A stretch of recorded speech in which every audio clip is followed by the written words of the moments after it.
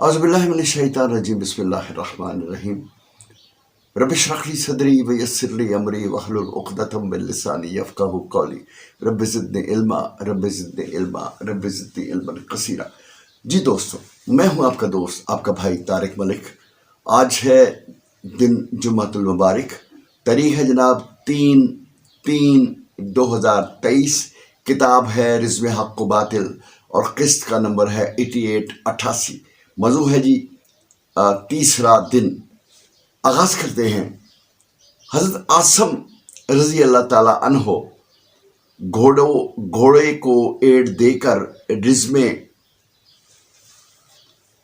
گاہ خیر و شر میں واپس جا پہنچے کہ ایبز ہاتھی آگے بڑھ رہا ہے، کشتوں کے پشتے لگ رہے ہیں اور اسلامی صفوں میں زلزلہ سا آیا ہوا ہے۔ حالات سنبھالے نہیں سنبھلتے تو دونوں اپنے اپنے گھوڑوں پر سے کود پڑے۔ دونوں سرکش، دونوں تیغ اریاں تھے۔ فوارے کی طرح چھوٹے اور ہاتھی کے دونوں طرف بٹ کر جیالوں نے اللہ اکبر کا نعرہ لگایا اور ایک ساتھ پورے قوت ایبز ہاتھی کی آنکھوں کو اپنے نیزوں سے نشانہ بنایا۔ یہ اللہ کے سپاہی کس بلا کے پھرتیلے اور کس کمال کے نشانہ باز تھے۔ نیزوں کے پھل سیدھے ہاتھی کے دونوں دیدوں میں اتر گئے۔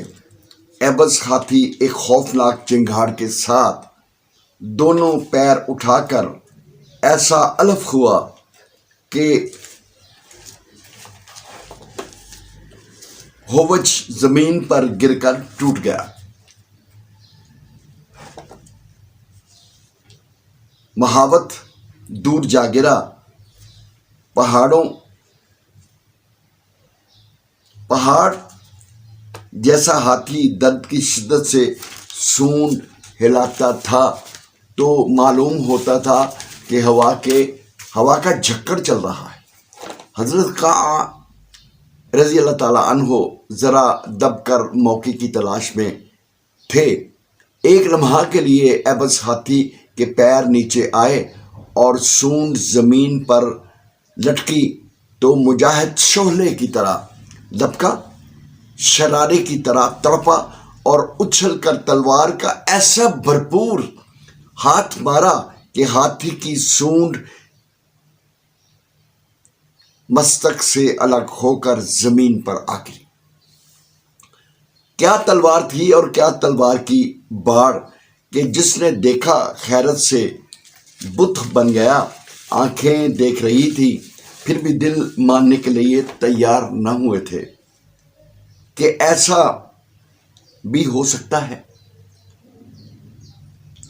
دیکھتے ہی دیکھتے پہاڑ سا ہاتھی زمین پر گر کر دم توڑنے لگا۔ ادھر بنو اسد کے جیالوں نے اجرب ہاتھی کو گھیر کر اس کی آنکھیں پھوڑ دی اور جگہ جگہ سے اس کے مستک کو زخمی کر دیا۔ وہ چیختا چنگاڑتا اپنی صفوں کو رونتا ہوا جو آگے آتا اسے دابتا پیچھے کو بھاگا۔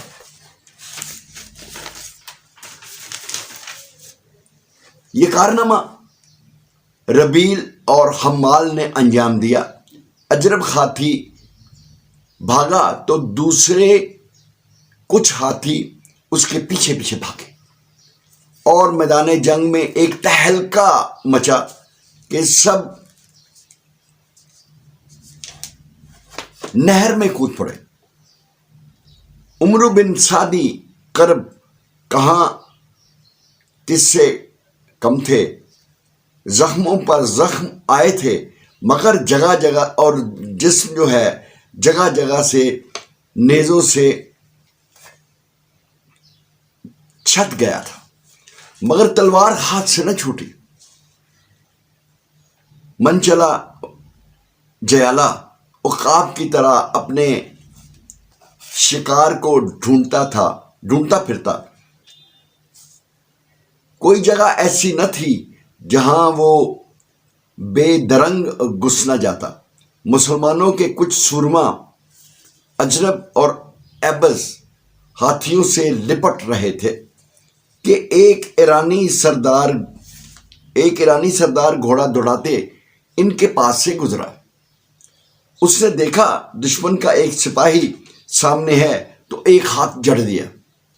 ये पलटे, सवार ने इनके तेवर देखे तो चाहा घोड़े को चमका कर निकल जाए। ये भला कहाँ जाने देते। घोड़े की दुम पकड़कर खड़े हो गए और ये भी शाहनवरी का खूब मुकाबला था। ईरानी सवार रानों को दाबकर महमीज करता मगर घोड़ा अपनी जगह से हिल ना सकता था। सवार ने हर चंद जोर लगाया, देखा कुछ नहीं बनता, जान के लाले पड़े हैं, तो एड़ देना छोड़ दहशत से कूद हैयत से भागा और फिर मुड़कर न देखा। ये उछलकर उस घोड़े पर जा बैठे और कुछ देर को सस्ताए और अपनी सफ़ों में जा मिले, मगर दिल को करार कहाँ था। दम लिया भी ना था कि जोशे मर्दानगी में फिर निकल चले। दरिया में नहनक किसी को कुछ नहीं समझता, ये मैदान जंग में किसी को खातिर में ना लाते थे। घोड़ा उड़ाकर निकले तो हरीफों की एक सफ में जा घुसे। दाएं बाएं हाथ लिए जो सामने आया उसे पीटते यूं आगे बढ़ते थे कि इंसान नहीं शेर बबर हैं, जिसको चाहें ये मार लेंगे। इब्ने सादी करब दुश्मन पर तल तल कर जाते और अपने साथियों को कहते, मेरे महाजरों, अल्लाह के शेरों, तूफान बनकर उमड़ पड़ो और बादल बनकर गरजो।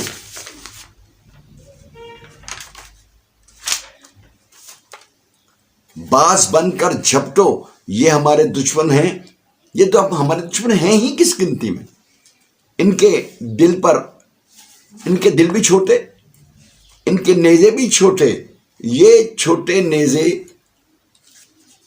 टूट जाएं तो टकला ही रह जाते हैं और इनके दिल छूट जाते हैं। आओ मेरे साथ बढ़ो और इन पर यलगार करो, ये हमें देखते ही भागेंगे।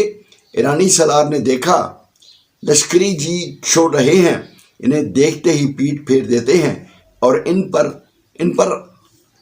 पर हाथी, मस्त हाथी को छोड़ साथ पैदल फौज भी थी। सादी करब के साथ भी जयालों की टुकड़ी लगी हुई थी। ये जट घोड़े से कूद हाथी की तरफ बढ़े।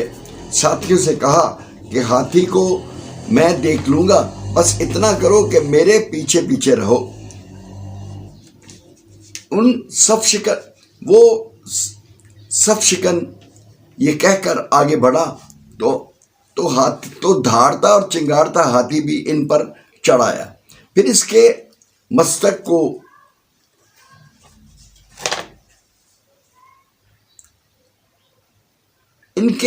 को हरन बताकर गाँव पे घाव लगाते ऐसे हाथ मुंह फेर गया। ईरानी प्यादे जो आजू बाजू से हाथियों को जोर देते आ रहे थे, वो भी बहादुर को मौत से लड़ता देखकर इस पर टूट पड़े, मगर जिसे अल्लाह रखे उससे कौन चखे। जख्मी हाथी की तड़प और प्यादों की तगोदो में कुछ इतना गर्द गुबार उठा कि वो इसकी लपेट में ओझल हो गए। इधर इनके रफीक एक दिल एक जान होकर दुश्मन पर टूट पड़े और ऐसा जी तोड़कर हमला किया कि अजमी प्यादों को भागते ही बने। दुश्मन की फौज पीछे हटी, गर्द छटी تو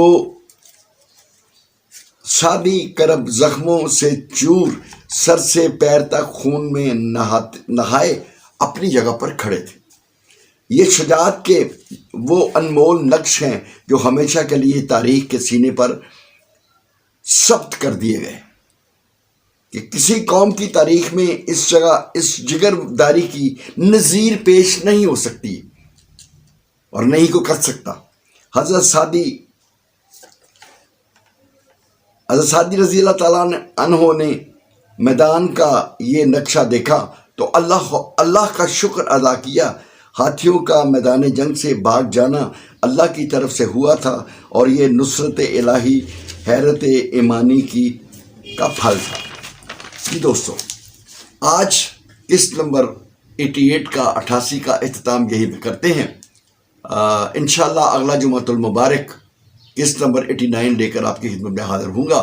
جاتے جاتے ایک عرض، ایک التماس ہے آپ سے، ایک اپیل ہے کہ میرے اس پروگرام کو آپ شیئر ضرور کیجئے، کہ جب یہ شیئر آپ کریں گے تو یہ پروگرام پوری دنیا میں چلا جائے گا، اور ہو سکتا ہے کہ دور کہیں بیٹھا ہوا کوئی شخص جو مسلم نہ ہو، ہمارے اس پروگرام کو دیکھ کر، ہم مسلمان کی شجاعت کو دیکھ کر کلمہ حق پڑھ لے، اس کو ہدایت نصیب ہو جائے، تو یہ آپ کے لیے بھی بہت اچھا ہوگا اور میرے لیے بھی بہت اچھا ہوگا۔